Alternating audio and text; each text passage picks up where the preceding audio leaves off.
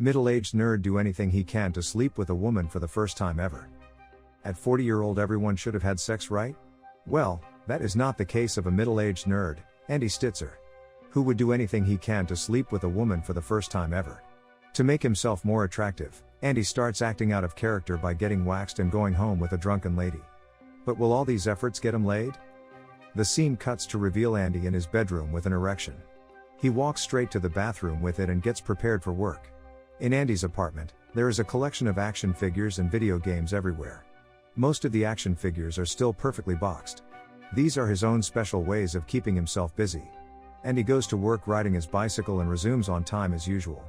While going about his duties as a stock supervisor in the electronics store Smart Tech, he is interrupted by a coworker, Cal, who describes how his weekend went. Cal talks about how he went to a show to see a horse having sex with a woman. He described how disappointed he was to witness such an event. When it gets to Andy's turn to say how he spent his weekend, he doesn't have any exciting thing to talk about. So he ends up talking about the food he cooked during the weekend. Andy's coworkers, David, Jay and Cal, are looking for one more person to complete their poker game. At first, no one wanted to approach Andy because of how introverted he was. They all assumed the worst about him. However, since there was no other person to play the game with them, they had to invite Andy over.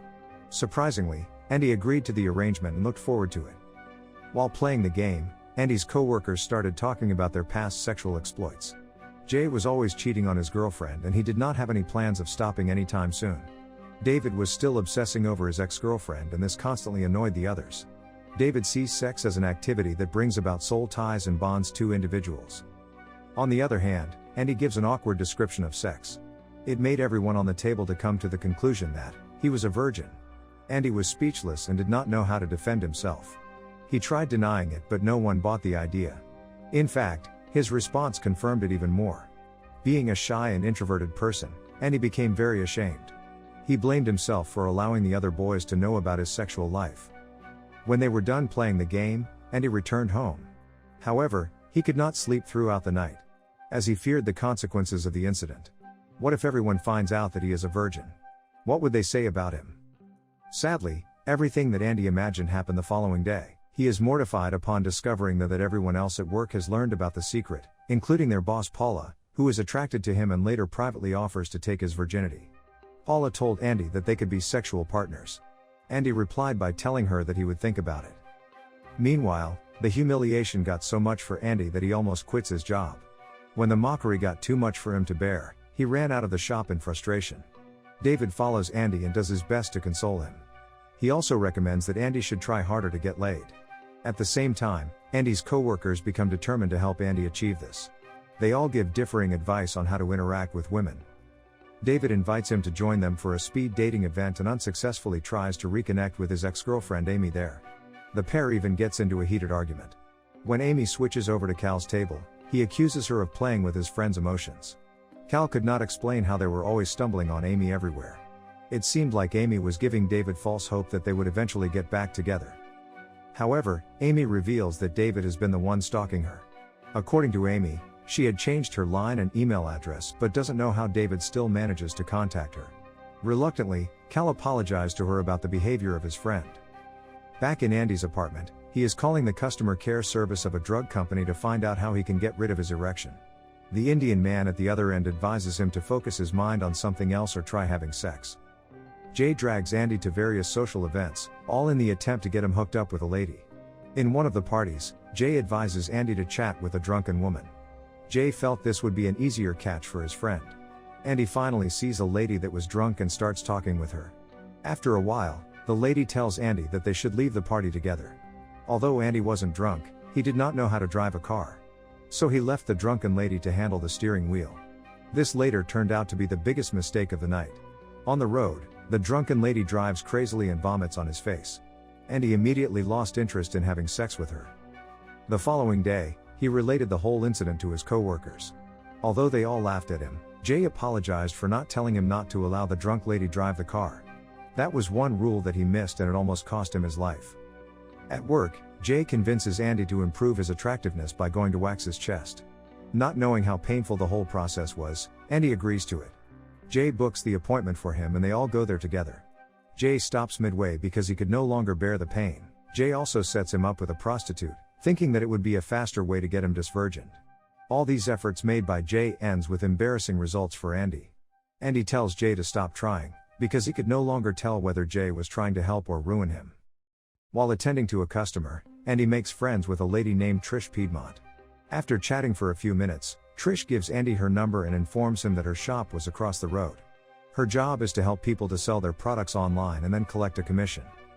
When Andy tells his coworkers that he likes Trish, they advise him not to call her until he had sex with another lady.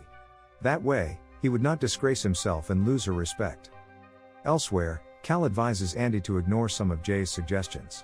Cal claimed that the whole chest waxing stuff was gay and unnecessary. It turned out that Cal was a novelist and had a better understanding of women.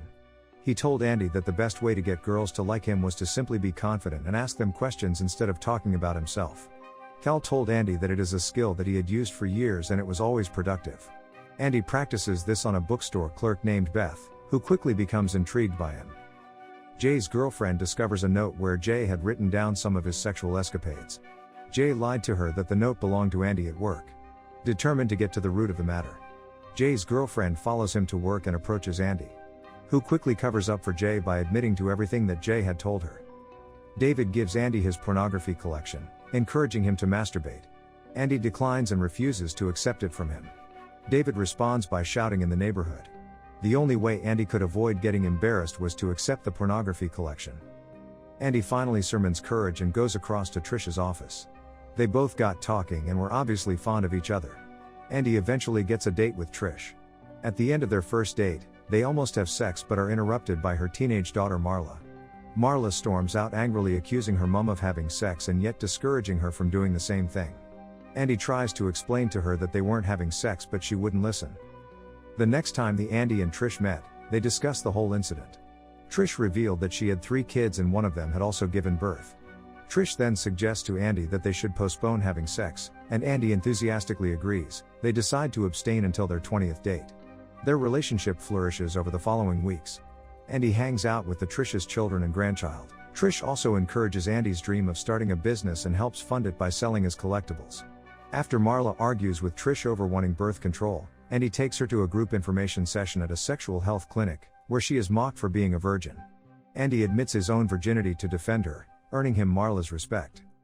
Meanwhile, David suffers an emotional breakdown at work over his obsession with Amy and takes a vow of celibacy, which leads to Paula giving his sales duties to Andy for the day and later promoting him to floor manager due to his high sales quota. As Cal takes on Andy's previous role, he hires a woman named Bernadette to work at the store, hoping to match her with David, so he can move on from Amy. After Jay's girlfriend Jill breaks up with him due to his infidelity, he comes to work devastated and fights with a customer. Being the floor manager, Andy separates the fight and talks privately with Jay. He then learns about Jay's breakup. At the same time, Jay concedes to Andy that sex can ruin a relationship. Few days later, Jay reconciles with his girlfriend and decides to throw a party. Jay's girlfriend had initially broken up with him because she found out she was pregnant. She wasn't sure he would be a good father to their children. Jay then invites Andy and the others to a nightclub to celebrate her pregnancy. Trish tries to initiate sex with Andy on their 20th date and becomes upset when he resists. They argue, and Andy accuses her of trying to change him. Trish claimed that it wasn't true. All she was doing was because of her love for him. The argument got heated and Trish asked him to leave the house. She could not understand why he was refusing to sleep with her. Andy leaves to meet his friends at a nightclub. He gets drunk and tells them that they were right all along. He should have tried to get laid first before contacting Trish. It would have helped him avoid the quarrel with Trish. Andy leaves the nightclub with the bookstore clerk, Beth, to have sex at her apartment. Cal gets David and Bernadette to hook up, while Marla convinces Trish to reconcile with Andy. At Beth's, Andy sobers up when he sees her pleasuring herself inside a bathtub. Andy decides to leave without having sex, just as his friends arrive and encourage him to go back to Trish. Instead of leaving with the group, Cal stays back and joins Beth in the tub. Andy returns to his apartment to find Trish waiting for him. She has found David's porn collection. He tries to explain, but she flees in alarm and disgust, fearing Andy may be a sexual deviant. While pursuing her on his bike, Andy collides with her car, flying through the side of a billboard truck. She rushes to his side, and Andy finally confesses that he is a virgin. Trish is relieved and accepting, and they profess their love for each other. They eventually marry in a lavish ceremony with everyone in attendance, having generated roughly $500,000 from the sales of his action figures to pay for it, before having sex for the first time. The film ends with a musical sequence where all the characters sing and dance to Aquarius/Let the Sunshine In. If you enjoyed the video, make sure you smash that like button, leave a comment, subscribe, and turn on notifications to help the channel out. Thank you for watching, and see you on the next video.